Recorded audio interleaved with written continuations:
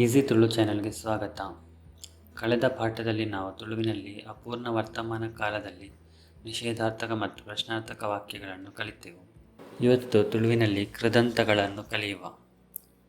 ನೀವು ಈ ಚಾನೆಲ್ಗೆ ಹೊಸಬರಾಗಿದ್ದಲ್ಲಿ ದಯವಿಟ್ಟು ಸಬ್ಸ್ಕ್ರೈಬ್ ಮಾಡಿರಿ. ಹಾಗೆ ಈ ವಿಡಿಯೋ ಇಷ್ಟ ಆದಲ್ಲಿ ದಯವಿಟ್ಟು ಲೈಕ್ ಮತ್ತು ಶೇರ್ ಮಾಡಿರಿ. ಕ್ರಿಯಾಧಾತುವಿಗೆ ಕೆಲವು ಪ್ರತ್ಯಯಗಳನ್ನು ಸೇರಿಸಿ ರಚಿಸಿದ ಪದಗಳಿಗೆ ಕೃದಂತಗಳೆನ್ನುವರು. ಕೃದಂತಗಳನ್ನು ಕ್ರಿಯಾಪದಗಳಾಗಿ ಮಾತ್ರವಲ್ಲದೆ ನಾಮಪದ, ನಾಮವಿಶೇಷಣ ಮತ್ತು ಕ್ರಿಯಾವಿಶೇಷಣಗಳಾಗಿ ಕೂಡ ಉಪಯೋಗಿಸಬಹುದು. ತುಳುವಿನಲ್ಲಿ 5 ವಿಧದ ಕೃದಂತಗಳಿವೆ. ಮೊದಲನೆಯದು ಕ್ರಿಯಾನ್ಯೂನ ಅಥವಾ ಕೃದಂತಾವ್ಯಯ. ಎರಡನೆಯದು ಕೃದ್ವಾಚಿ ಅಥವಾ ಕೃದಂತ ವಿಶೇಷಣ. ಮೂರನೆಯದು ಕೃದಂತನಾಮ. ನಾಲ್ಕನೆಯದು ಕೃದಂತ ಭಾವನಾಮ. ಐದನೆಯದು ಭಾವರೂಪದ ಕೃದಂತಾವ್ಯಯ. ಇವತ್ತು ಕೇವಲ ಕ್ರಿಯಾನ್ಯೂನಗಳನ್ನು ಮಾತ್ರ ಕಲಿಯುವ. ಮುಂದಿನ ವಿಡಿಯೋಗಳಲ್ಲಿ ಉಳಿದ ಕೃದಂತಗಳನ್ನೆಲ್ಲ ಕಲಿಯುವ. ಕ್ರಿಯಾನ್ಯೂನಗಳನ್ನು ಮುಖ್ಯವಾಗಿ ಕ್ರಿಯಾವಿಶೇಷಣಗಳಾಗಿ ಉಪಯೋಗಿಸಲಾಗುತ್ತದೆ. ಇವುಗಳಲ್ಲಿ 3 ವಿಧಗಳಿವೆ: ವರ್ತಮಾನ ಕಾಲದ ಕ್ರಿಯಾನ್ಯೂನ, ಭೂತಕಾಲದ ಕ್ರಿಯಾನ್ಯೂನ ಮತ್ತು ನಿಷೇಧಾರ್ಥಕ ಕ್ರಿಯಾನ್ಯೂನ. ಮೊದಲಿಗೆ ವರ್ತಮಾನ ಕಾಲದ ಕ್ರಿಯಾನ್ಯೂನವನ್ನು ನೋಡುವ. 1 ಎಂಬ ಪ್ರತ್ಯಯವನ್ನು ಸಾಮಾನ್ಯ ಭೂತಕಾಲದ ಕ್ರಿಯಾಪದಕ್ಕೆ ಸೇರಿಸಬೇಕು. ಇದನ್ನು ನಾವು ಪಾಠ 16 ಅಪೂರ್ಣ ವರ್ತಮಾನ ಕಾಲದಲ್ಲಿ ಕಲಿತಿದ್ದೇವೆ. ಅಪೂರ್ಣ ವರ್ತಮಾನ ಕಾಲದ ಕ್ರಿಯಾರಚನೆಯಿಂದ ಕೊನೆಯಲ್ಲಿರುವ ಉಲ್ ಎಂಬ ಸಹಾಯಕ ಕ್ರಿಯಾಪದವನ್ನು ತೆಗೆದರೆ ನಮಗೆ ವರ್ತಮಾನ ಕಾಲದ ಕ್ರಿಯಾನ್ಯೂನ ಸಿಗುತ್ತದೆ. ಉದಾಹರಣೆಗೆ, ಮಲ್ತೊಂದುಲ್ಲೆ ಅಂದರೆ ಮಾಡುತ್ತಿದ್ದೇನೆ. ಸಹಾಯಕ ಕ್ರಿಯಾಪದ ಉಲ್ ಅನ್ನು ತೆಗೆದರೆ ಮಲ್ತೊಂದು ಎಂಬುದು ಉಳಿಯುತ್ತದೆ. ಇದೇ ವರ್ತಮಾನ ಕಾಲದ ಕ್ರಿಯಾನ್ಯೂನ. ಮಲ್ತೊಂದು ಅಂದರೆ ಮಾಡುತ್ತಾ. ಕೆಲವು ಉದಾಹರಣೆಗಳನ್ನು ನೋಡುವ. ಪೋ ಅಂದರೆ ಹೋಗು, ಪೋವೊಂದು ಹೋಗುತ್ತಾ. ತಿನ್ನು, ತಿಂಡೊಂದು ಅಥವಾ ತಿನ್ನೊಂದು ತಿನ್ನುತ್ತಾ. ಉಪ್ಪು ಅಥವಾ ಇಪ್ಪು ಅಂದರೆ ಇರು, ಇತ್ತೊಂದು ಅಂದರೆ ಇರುತ್ತಾ.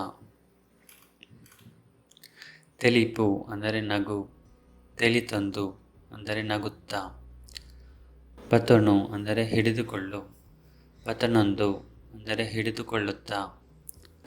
ನಡಪ ಅಂದರೆ ನಡೆಸು, ನಡಪ ಒಂದು ಅಂದರೆ ನಡೆಸುತ್ತಾ.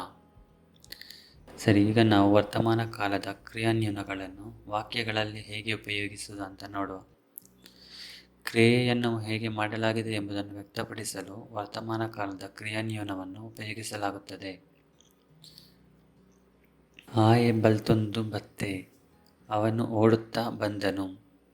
ಇಲ್ಲಿ ಆಯೆ ಬತ್ತೆ ಎಂಬುದು ಮುಖ್ಯವಾದ ವಾಕ್ಯ ಮತ್ತು ಬಲ್ತೊಂದು ಅಥವಾ ಓಡುತ್ತಾ ಎಂಬುದು ಕ್ರಿಯಾವಿಶೇಷಣ.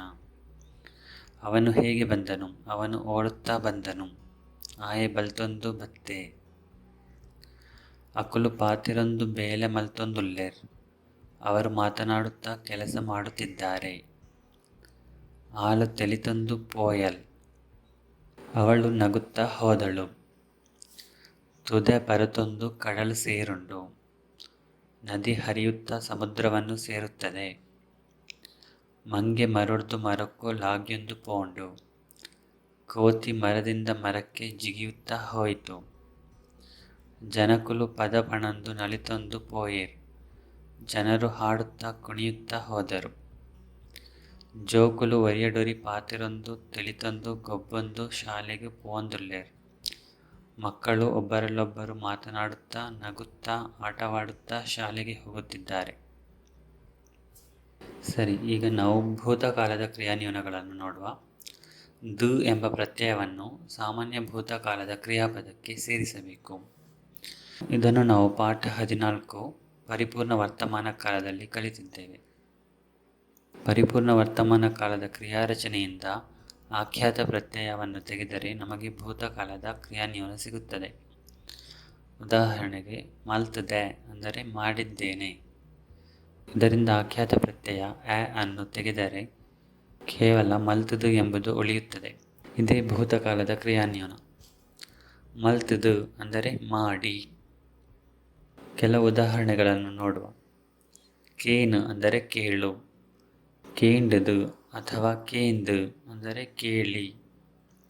ಪೋ ಅಂದರೆ ಹೋಗು. ಹೋದು ಅಂದರೆ ಹೋಗಿ. ತಿನ್ನು ಅಂದರೆ ತಿನ್ನು. ತಿಂಡುದು ಅಥವಾ ತಿಂದು ಅಂದರೆ ತಿಂದು. ಉಪ್ಪು ಅಥವಾ ಇಪ್ಪು ಅಂದರೆ ಇರು. ಇದ್ದುದು ಅಂದರೆ ಇದ್ದು. ನಡಪು ಅಂದರೆ ನಡೆ. ನಡತದು ಅಂದರೆ ನಡೆದು. ಪರು ಅಂದರೆ ಕುಡಿ. ಪರ್ದು ಅಂದರೆ ಕುಡಿದು. ತೆಲಿಪ ಅಂದರೆ ನಗಿಸು. ತೆಲಿಪಾದು ಅಂದರೆ ನಗಿಸಿ. ಈಗ ನಾವು ಭೂತಕಾಲದ ಕ್ರಿಯಾನ್ವಯಗಳನ್ನು ವಾಕ್ಯಗಳಲ್ಲಿ ಹೇಗೆ ಉಪಯೋಗಿಸುವುದಂತ ನೋಡುವ. ಒಂದು ಕರ್ತೃವಿನಿಂದ 2 ಅಥವಾ ಹೆಚ್ಚು ಕ್ರಿಯೆಗಳು ನಡೆದಾಗ ಭೂತಕಾಲದ ಕ್ರಿಯಾನ್ವಯಗಳನ್ನು ಉಪಯೋಗಿಸಲಾಗುತ್ತದೆ.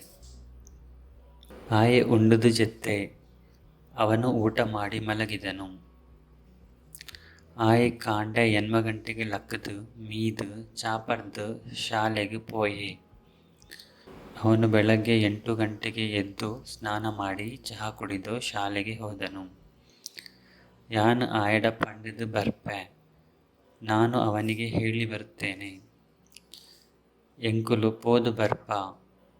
ನಾವು ಹೋಗಿ ಬರುತ್ತೇವೆ. ಆಯನ ಬೇಲೆ ಮುಗಿತದು ಇಲ್ಲಡೆ ಪೋಯಿ. ಅವನ ಕೆಲಸ ಮುಗಿಸಿ ಮನೆಗೆ ಹೋದನು. ಯಾನು ನೀಂದುದು ತುದೆನು ಕಡತೆ. ನಾನು ಈಜಾಡಿ ನದಿಯನ್ನು ದಾಟಿದೆನು.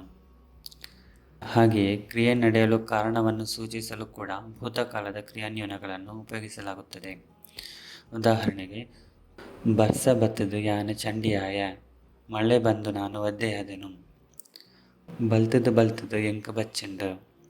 ಓಡಿ ಓಡಿ ನನಗೆ ಸುಸ್ತಾಯಿತು. ನಿನ್ನನ್ನು ತೂದು ಎಂಕ ಖುಷಿಯಾಂಡು. ನಿನ್ನನ್ನು ನೋಡಿ ನನಗೆ ಸಂತೋಷವಾಯಿತು. ನಿನ್ನ ಕತೆ ಕೇಂಡಿದು ಎಂಕ ಬೇಜಾರಾಂಡು.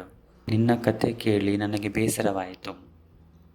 ಹಾಗೆ ಕ್ರಿಯೆ ನಡೆದ ಸಮಯವನ್ನು ವ್ಯಕ್ತಪಡಿಸಲು ಕೂಡ ಭೂತಕಾಲದ ಕ್ರಿಯಾನ್ವಯಗಳನ್ನು ಉಪಯೋಗಿಸಲಾಗುತ್ತದೆ. ಆಯೆ ಪೋದು 1 ವರ್ಷ ಆಂಡು. ಅವನು ಹೋಗಿ 1 ವರ್ಷವಾಯಿತು. ನಿನ್ನನ್ನು ತೂದು ಮಸ್ತ್ ಸಮಯ ಆಂಡು. ನಿನ್ನನ್ನು ನೋಡಿ ಬಹಳ ಸಮಯವಾಯಿತು. ಸರಿ, ಈಗ ನಾವು ನಿಷೇಧಾರ್ಥಕ ಕ್ರಿಯಾನ್ವಯವನ್ನು ನೋಡುವ. ಅಂದೆ ಎಂಬ ಪ್ರತ್ಯಯವನ್ನು ಕ್ರಿಯಾಧಾತುವಿಗೆ ಸೇರಿಸಬೇಕು. ಉದಾಹರಣೆಗೆ, ಮಲ್ಪು ಅಂದರೆ ಮಾಡು. ಮಲ್ಪು ಪ್ಲಸ್ ಅಂದೆ ಮಲ್ಪಂದೆ ಅಂದರೆ ಮಾಡದೆ. ಪೋ ಅಂದರೆ ಹೋಗು. ಪೋವಂದೆ ಹೋಗದೆ. ಉಪ್ಪು ಅಂದರೆ ಇರು. ಉಪ್ಪಂದೆ ಇರದೆ. ಇಜ್ಜಿ ಅಂದರೆ ಇಲ್ಲ. ಇಜ್ಜಂದೆ ಅಥವಾ ದಾಂತೆ ಅಂದರೆ ಇಲ್ಲದೆ. ಕೊರು ಅಂದರೆ ಕೊಡು. ಕೊರಂದೆ ಕೊಡದೆ. ದೆತೊನು ಅಂದರೆ ತೆಗೆದುಕೊಳ್ಳು. ದೆತೊನಂದೆ ತೆಗೆದುಕೊಳ್ಳದೆ. ಬುಲಿಪ ಅಂದರೆ ಅಳಿಸು. ಬುಲಿಪಾವಂದೆ ಅಂದರೆ ಅಳಿಸದೆ. ಸರಿ, ಈಗ ನಾವು ನಿಷೇಧಾರ್ಥಕ ಕ್ರಿಯಾನ್ವಯಗಳನ್ನು ವಾಕ್ಯಗಳಲ್ಲಿ ಹೇಗೆ ಉಪಯೋಗಿಸುವುದಂತ ನೋಡುವ. ಒಂದು ಕರ್ತೃವಿನಿಂದ 2 ಅಥವಾ ಹೆಚ್ಚು ಕ್ರಿಯೆಗಳು ನಡೆದಾಗ ನಿಷೇಧಾರ್ಥಕ ಕ್ರಿಯೆಗಳನ್ನು ವ್ಯಕ್ತಪಡಿಸಲು ನಿಷೇಧಾರ್ಥಕ ಕ್ರಿಯಾನ್ವಯಗಳನ್ನು ಉಪಯೋಗಿಸಲಾಗುತ್ತದೆ. ಸತ್ಯಪನಂದ ಬೇತೆ ಸಾದಿ ಇಜ್ಜಿ. ಸತ್ಯ ಹೇಳದೆ ಬೇರೆ ದಾರಿ ಇಲ್ಲ. ಈದಾಂತೆ ಯಾನು ಬದುಕಯ. ನೀನು ಇಲ್ಲದೆ ನಾನು ಬದುಕಲಾರೆ. ಆಯೆ ಎನಡ ಪನಂದೆ ಪೋಯಿ. ಅವನು ನನಗೆ ಹೇಳದೆ ಹೋದನು.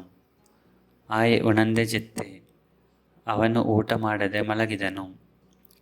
ನಿಕುಲು ಬರಂದೆ ಯಾನು ಪೋಪುಜ. ನೀವು ಬರದೆ ನಾನು ಹೋಗುವುದಿಲ್ಲ. ಅಕುಲು ಮಣಿಪಂದೆ ಕೊಲ್ಲಿಯೇರ್. ಅವರು ಸುಮ್ಮನೆ ಕುಳಿತರು. ಆಲು ಎನಡ ಪಾತೆರಂದೆ ಪೋವಯಲ್. ಅವಳು ನನ್ನೊಂದಿಗೆ ಮಾತನಾಡದೆ ಹೋಗಳು. ಹಾಗೆಯೇ ಕ್ರಿಯೆ ನಡೆಯಲು ನಿಷೇಧಾರ್ಥಕ ಕಾರಣವನ್ನು ಸೂಚಿಸಲು ಕೂಡ ನಿಷೇಧಾರ್ಥಕ ಕ್ರಿಯಾನ್ವಯಗಳನ್ನು ಉಪಯೋಗಿಸಲಾಗುತ್ತದೆ. ಬಿ ಓದಂದೆ ಪರೀಕ್ಷೆಡು ಫೇಲ್ ಆಯೆ.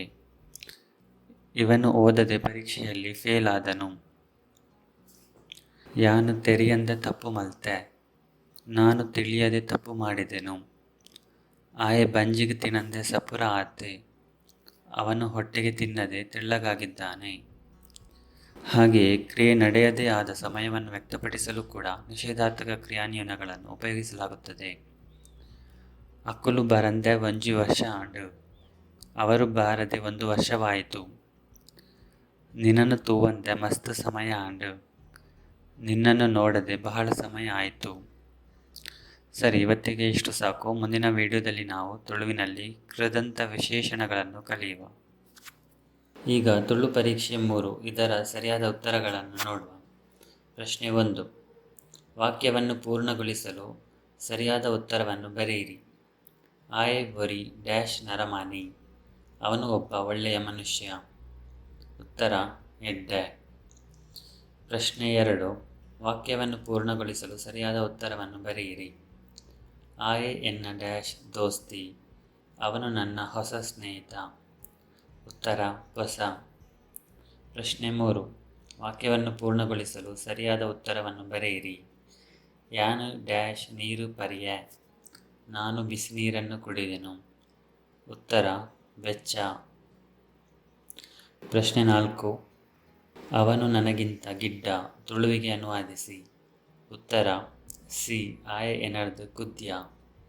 ಪ್ರಶ್ನೆ 5. ಆಯೆ ನಿನರ್ದು ತೋರ, ಕನ್ನಡಕ್ಕೆ ಅನುವಾದಿಸಿ. ಉತ್ತರ ಡಿ ಅವನು ನಿನಗಿಂತ ದಪ್ಪಗಿದ್ದಾನೆ. ಪ್ರಶ್ನೆ 6. ಪೊರ್ಲುದಾಲು, ಕನ್ನಡಕ್ಕೆ ಅನುವಾದಿಸಿ.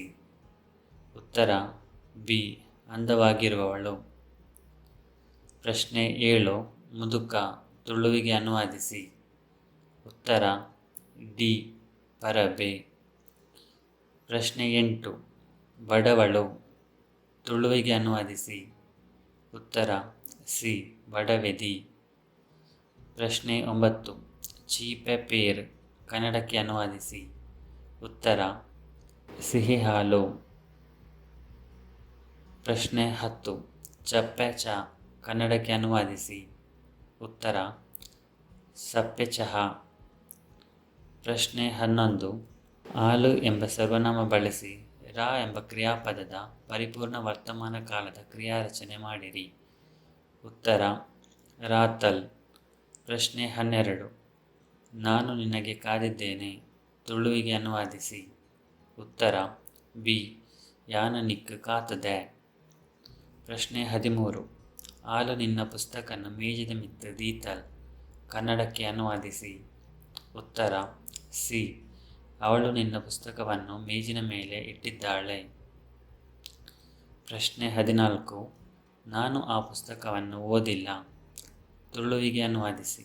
ಉತ್ತರ ಎ ಯಾನು ಆ ಪುಸ್ತಕನ ಓದದಿಜೆ. ಪ್ರಶ್ನೆ 15. ನೀವು ನನ್ನನ್ನು ಕರೆದಿಲ್ಲ, ತುಳುವಿಗೆ ಅನುವಾದಿಸಿ. ಉತ್ತರ ಬಿ ಈರಿಯನನ್ನು ಲೈದಿಜರ್. ಪ್ರಶ್ನೆ 16. ಅವನು ಚಹಾ ಕುಡಿದಿದ್ದಾನೆಯಾ, ತುಳುವಿಗೆ ಅನುವಾದಿಸಿ. ಉತ್ತರ ಡಿ ಆಯೆ ಚಾ ಪರ್ತೆನಾ. ಪ್ರಶ್ನೆ 17. ಹಾಲು ಚಾಕ್ಲೇಟ್ ತಿನ್ನೊಂದುಲ್ಲಲ್, ಕನ್ನಡಕ್ಕೆ ಅನುವಾದಿಸಿ. ಉತ್ತರ ಅವಳು ಚಾಕ್ಲೇಟ್ ತಿನ್ನುತ್ತಿದ್ದಾಳೆ. ಪ್ರಶ್ನೆ 18. ಬೆಕ್ಕು ಹಾಲು ಕುಡಿಯುತ್ತಿಲ್ಲ, ತುಳುವಿಗೆ ಅನುವಾದಿಸಿ. ಉತ್ತರ ಪುಚ್ಚ ಪೇರು ಪರೊಂದಿಜ್ಜಿ. ಪ್ರಶ್ನೆ 19. ನಾವು ತುಳು ಕಲಿಯುತ್ತಿದ್ದೇವೆ, ತುಳುವಿಗೆ ಅನುವಾದಿಸಿ. ಉತ್ತರ ಸಿ ನಮ ತುಳು ಕಲ್ತೊಂದುಲ್ಲ. ಪ್ರಶ್ನೆ 20. ಮಳೆ ಬರುತ್ತಿಲ್ಲವಾ, ತುಳುವಿಗೆ ಅನುವಾದಿಸಿ. ಉತ್ತರ ಬರ್ಸ ಬರೊಂದಿಜ್ಜ. ಧನ್ಯವಾದಗಳು. ಈ ವಿಡಿಯೋ ನಿಮಗೆ ಇಷ್ಟ ಆಗಿದ್ದರೆ ಕೆಳಗೆ ಇರುವ ಲೈಕ್ ಬಟನನ್ನು ಒತ್ತಿರಿ. ಹಾಗೆ ಇನ್ನಷ್ಟು ಹೊಸ ವಿಡಿಯೋಗಳ ಬಗ್ಗೆ ನೋಟಿಫಿಕೇಷನ್ ಪಡೆಯಲು ಸಬ್ಸ್ಕ್ರೈಬ್ ಬಟನನ್ನು ಒತ್ತಿರಿ. ಬೇರೆ ಏನಾದರೂ ಸಲಹೆಗಳಿದ್ದರೆ ಕಮೆಂಟ್ ಮಾಡಿರಿ. ಮುಂದಿನ ವಿಡಿಯೋದಲ್ಲಿ ಭೇಟಿಯಾಗೋಣ. ಬಾಯ್.